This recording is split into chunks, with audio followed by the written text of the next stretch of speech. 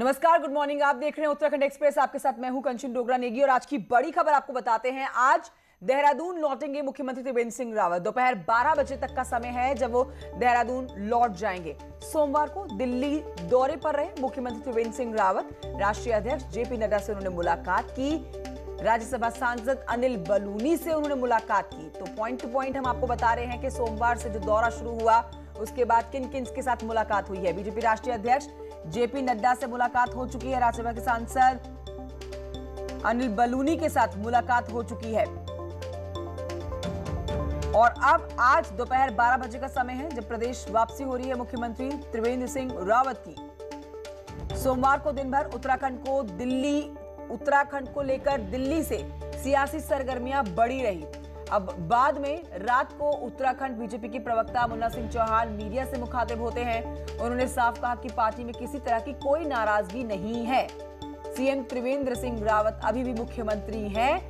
दिल्ली में सोमवार यानी कि कल मुख्यमंत्री त्रिवेंद्र सिंह ने पार्टी के राष्ट्रीय अध्यक्ष जेपी नड्डा के साथ मुलाकात की थी। हम आपको बता देते हैं कि अनिल बलूनी से भी उनकी मुलाकात उनके घर पर जाकर मुख्यमंत्री त्रिवेंद्र सिंह रावत ने की है। अब आपको इस पूरे घटनाक्रम की 10 बड़ी बातें बताते हैं। उत्तराखंड के सियासी हालात पर हम आपको अपडेट दे रहे हैं ग्राफिक्स के जरिए। सिलसिलेवार तरीके से समझिए। आज दोपहर सबसे पहले बताएं कि 12 बजे लौट सकते हैं मुख्यमंत्री त्रिवेंद्र सिंह रावत प्रदेश में। उन्होंने अनिल बलूनी और जेपी नड्डा के साथ मुलाकात की है।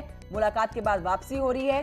कल रात दिल्ली में हुई है उनकी मुलाकात के बाद मुन्ना सिंह चौहान का बयान अब सामने आ चुका है। और आपको बताएं, साफ तौर पर कह रहे हैं कि सीएम और सरकार से नाराजगी की खबरें सरासर गलत है। मीडिया से मुखातिब होते हुए मुन्ना सिंह चौहान ने ये बातें कही। साथ ही कहा त्रिवेंद्र सिंह रावत अभी मुख्यमंत्री हैं। देहरादून में आज जुटेंगे सीएम के समर्थक। 12 बजे उनकी वापसी हो रही है। शाम में सीएम आवास पर जुटने वाले हैं समर्थक। अनौपचारिक बैठक के बाद डिनर का भी कार्यक्रम है। आज की अपडेट भी आपको दे रहे हैं माननीय मुख्यमंत्री जी और माननीय मुख्यमंत्री जी के कामकाज को लेकर के, और किसी भी प्रकार की नाराजगी भारतीय जनता पार्टी के विधायकों में या भारतीय जनता पार्टी के कार्यकर्ताओं में कभी नहीं रही। क्या मुख्यमंत्री बने रहेंगे? ऑब्जर्वर जो गए थे, अरे मुख्यमंत्री यही रहेंगे? It is absolutely wrong impression. It is absolutely wrong impression being cast. ये पूरी तरीके से गलत है कि किसी भी प्रकार की कोई नाराजगी सरकार या मुख्यमंत्री जी को लेकर के है। कंसल्टेशन के बाद भारतीय जनता पार्टी का लीडरशिप पॉलिटिकल मुद्दों पर, चुनाव की दृष्टि से अलग अलग चीज़ों पर समय समय पर क्या निर्णय लेता है। मैंने कहा भारतीय जनता पार्टी में एक निर्धारित प्रक्रिया है और उस निर्धारित प्रक्रिया का अनुसरण करके ही हमारा जो लीडरशिप है वो निर्णय करता है और अंततः पार्टी का हाईकमांड और पार्टी का पार्लियामेंट्री बोर्ड इन तमाम सारे विषयों पर निर्णय करता है। भारतीय जनता पार्टी के मुख्यमंत्री अभी जब मैं आपसे बात कर रहा हूं अभी भी मजबूती के साथ त्रिवेंद्र सिंह रावत जी हैं। आगे रहेंगे? और आगे रहेंगे क्या? आगे रहेंगे मुन्ना जी? मैंने कहा पार्लियामेंट्री बोर्ड ने, क्योंकि आपने कहा मैंने कहा पार्लियामेंट्री बोर्ड के निर्णय के बारे में, पार्लियामेंट्री बोर्ड की बैठक हुई नहीं हुई, कब होगी नहीं हो गई, हो चुकी या नहीं होगी, इन सब चीजों का सवाल जवाब देने के लिए मैं अधिकृत नहीं हूं। विधायक दल की कोई औपचारिक बैठक नहीं बुलाई गई है, ये मैं ऑन रिकॉर्ड कह रहा हूं। और आइए इसी पर और जानकारी लेते हैं। मेरे सहयोगी दीपांकर भट्ट से हमारे साथ देहरादून से इस समय लाइव मौजूद है। दीपांकर भट्ट, मुन्ना सिंह चौहान का मीडिया के सामने आना और कहना कि सरकार और मुख्यमंत्री के बीच में कोई तनातनी नहीं है और विधायक दल की कोई बैठक भी नहीं होने वाली है। लेकिन आपसे जानना चाहेंगे, कल हुई मुलाकात बीजेपी के राष्ट्रीय अध्यक्ष और उत्तराखंड के मुख्यमंत्री के बीच की क्या बोलती है?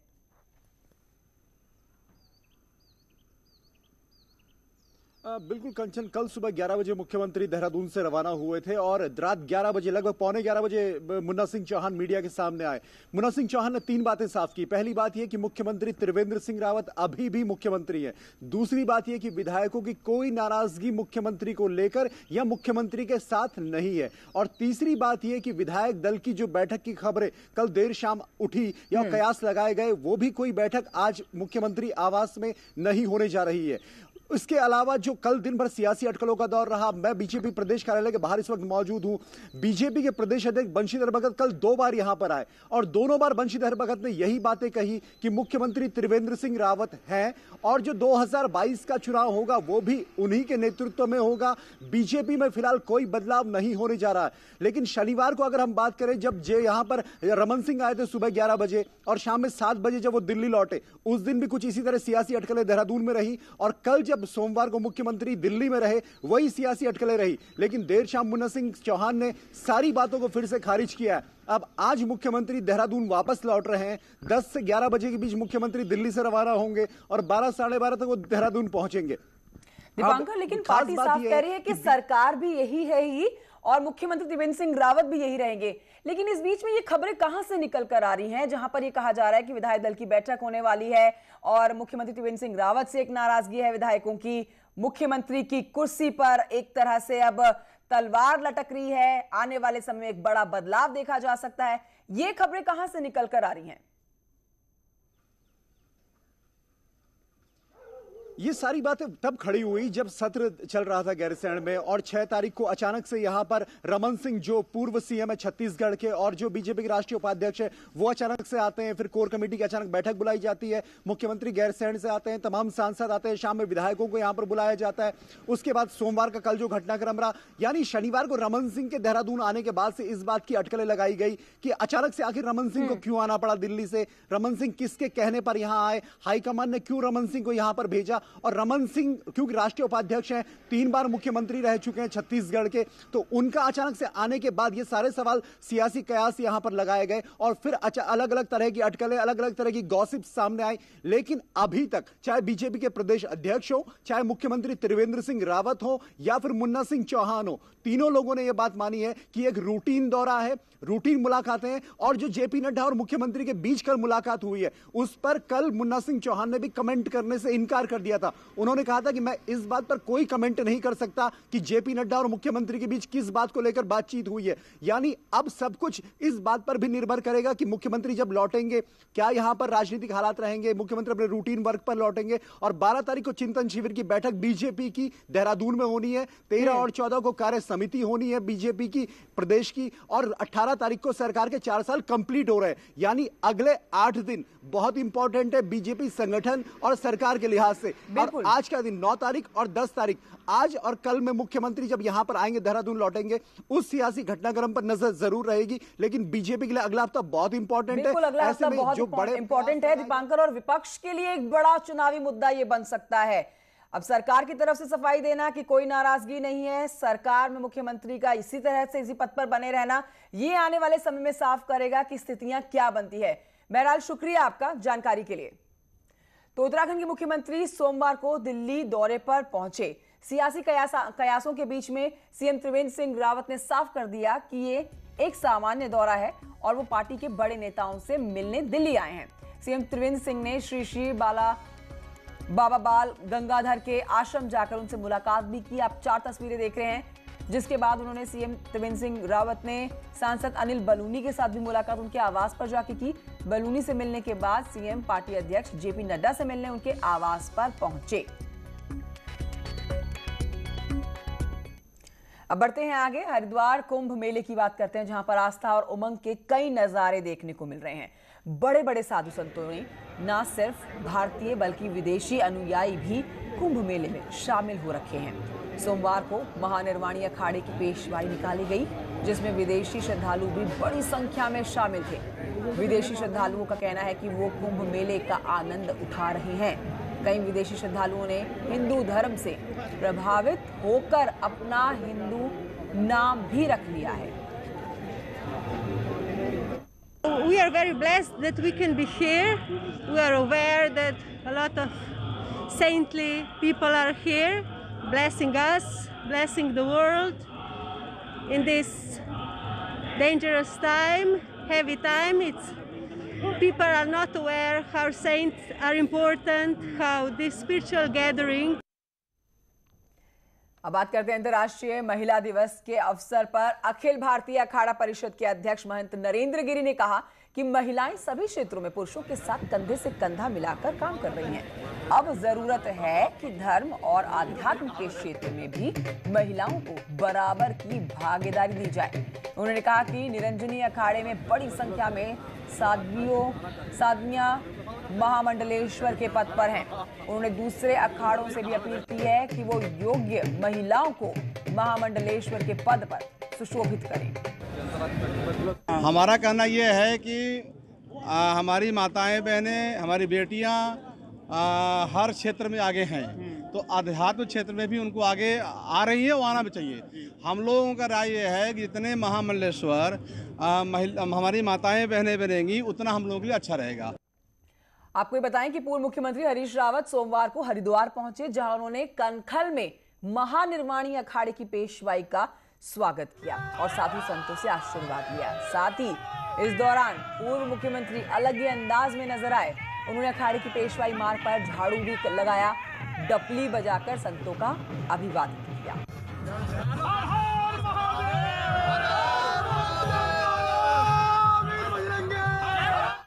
अब बढ़ते हैं आगे। आपको बताते हैं कि ट्रिपल तलाक के खिलाफ जंग लड़ने वाली और राज्य महिला आयोग के उपाध्यक्ष सायरा बानो ने इस बार विधानसभा चुनाव में महिलाओं पर दांव खेलने की बात कही। सायरा बानो ने कहा कि महिलाओं के अंदर काफी टैलेंट छिपा होता है और इस बार विधानसभा चुनाव में कोई भी भेदभाव नहीं होना चाहिए। 2022 विधानसभा चुनाव में 30% सीटों पर महिलाओं को चुनाव लड़ने का मौका मिलना चाहिए। उनको मौका दिया जाना चाहिए और उन्हें सामने आना चाहिए, क्योंकि महिलाओं के अंदर भी प्रतिभा छिपी रहती है। बहुत सी चीज़ होती है कि जो पुरुष जो है मतलब नहीं पहुंच पाते, महिलाएं पहुंच पाती हैं और वो जो है उसमें मतलब कोई भी भेदभाव नहीं होना चाहिए। Welcome back. महिला बाल विकास विभाग ने उत्तराखंडी परिधान प्रतियोगिता, उत्तराखंडी परिधान मेयर पहचान का आयोजन किया और पहली बार आपको बताएं कि इस कार्यक्रम में कलाकारों की शानदार प्रस्तुति ने समा बांध दिया। सांस्कृतिक परिधानों और आभूषणों को समर्पित इस अनूठी प्रतियोगिता की 79वीं बालिकाओं और महिलाओं ने इसमें हिस्सा लिया। मंत्री रेखा आर्य ने इस कार्यक्रम में अलग अंदाज में आकर चांद लगा दिए और विजेताओं को मंत्री रेखा आर्य ने पुरस्कार से भी नवाजा। अब बढ़ते हैं आगे। आपको बताते हैं कि आम आदमी पार्टी के प्रदेश प्रभारी दिनेश मोहनिया ने एक बार फिर से 4 विधायकों और 1 मंत्री के संपर्क में होने की बात कही। उनका कहना है कि रविवार को देहरादून में उनकी 4 विधायकों और 1 मंत्री के साथ मुलाकात हुई है। हालांकि वो उनके नाम का खुलासा नहीं कर रहे हैं। जब अभी 4 लोग केवल वो हैं जो कंसेंट दे चुके हैं, जैसे ही ज्वाइनिंग का टाइम आएगा तो निश्चित तौर पे संख्या बढ़ेगी। इसी कड़ी में कल मुलाकातें हुई हैं और निश्चित तौर पे मुझे लगता है कि अब लोग चाहते हैं, विधायक चाहते हैं कि ये सरकार विदा हो जितना जल्द से जल्द हो सके। और आइए आपको तूफानी अंदाज में दिखाते हैं पहाड़ एक्सप्रेस। कोटद्वार के आम पड़ाव इलाके में एक युवक की संदिग्ध परिस्थितियों में मौत हो गई है। युवक स्मैक और शराब का आदी था।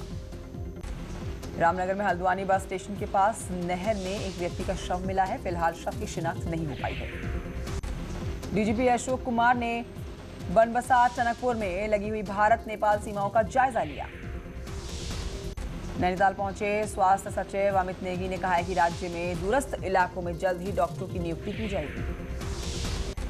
रामनगर के विपिन विहार के आवासीय कॉलोनी में चल रही बेकरी से लोगों को खासी परेशानी हो रही है। चमोली के घाट विकास नगर में 1 मार्च को हुए लाठीचार्ज के विरोध में काला दिवस मनाया गया।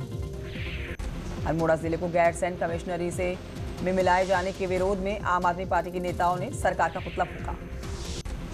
अल्मोड़ा में महिला दिवस पर डिप्टी स्पीकर रघुनाथ सिंह चौहान ने बेहतर काम करने वाली महिलाओं को प्रोत्साहित किया। अंतर्राष्ट्रीय महिला दिवस पर रामनगर में महिलाओं ने महिला सुरक्षा की मांग की है। यहाँ इस संबंध में एसडीएम को ज्ञापन दिया गया। अल्मोड़ा के गांधी पार्क में अखिल भारतीय जनवादी महिला समिति ने धरना दिया और महिला दिवस को विरोध दिवस का रूप में बनाया। गैरसैंण में महिला दिवस के अवसर पर सहकारिता मंत्री धन सिंह रावत ने महिलाओं को 5 लाख तक की ऋण मुक्त राशि वितरित की है। पिथौरागढ़ में महिला दिवस पर कई सांस्कृतिक कार्यक्रमों का आयोजन किया गया, साथ ही महिलाओं को सम्मानित भी किया गया। कोविड संक्रमण की ड्यूटी निभाने वाली आंगनबाड़ी कार्यकर्ताओं को कोटद्वार के द्वारिखाल में सम्मानित किया गया।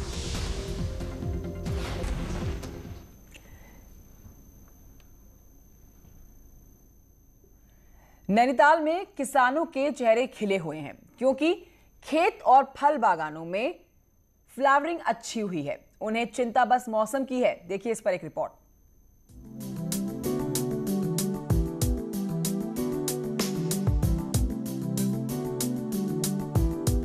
पहाड़ों और चुनौतियों का चोली दामन का साथ है।